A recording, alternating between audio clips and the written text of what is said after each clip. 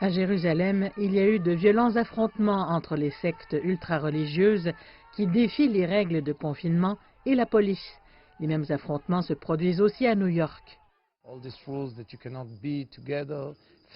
Toutes ces règles que vous ne pouvez pas être ensemble, famille ou communauté, personne ne comprend cela. Logiquement, nous ne le comprenons pas. Nous prenons soin les uns des autres et cela fait des milliers d'années. Ce n'est ni aujourd'hui ni hier, mais des milliers d'années. Les enseignements juifs dictent que la communauté doit subvenir aux besoins de tous ses membres. Vous vivez à 15 personnes dans un petit appartement, car ce sont des familles plus nombreuses. Vous allez à la synagogue 3 fois par jour et vous rencontrez tous vos voisins et tous vos amis. Vous étudiez à la yeshivot avec 2000 garçons. Vous parlez d'une culture.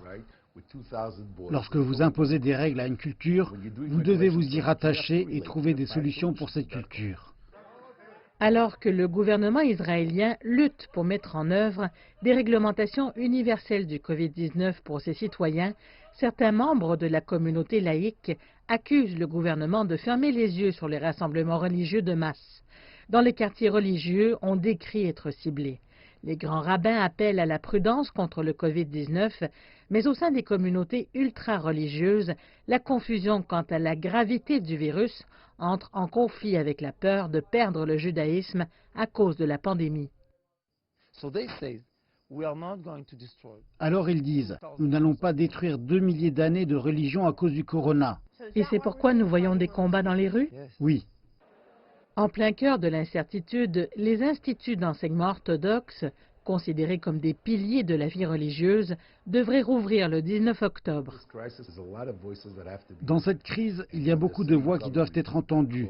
Lorsqu'ils siègent au gouvernement dans une salle fermée, ils n'entendent pas toujours les voix et les différents besoins de différents groupes, secteurs et cultures. Nous travaillons pour que ces voix soient entendues dans les réglementations. Si les réglementations ne répondent pas aux besoins de la communauté religieuse, les rassemblements de masse et les affrontements violents continueront probablement.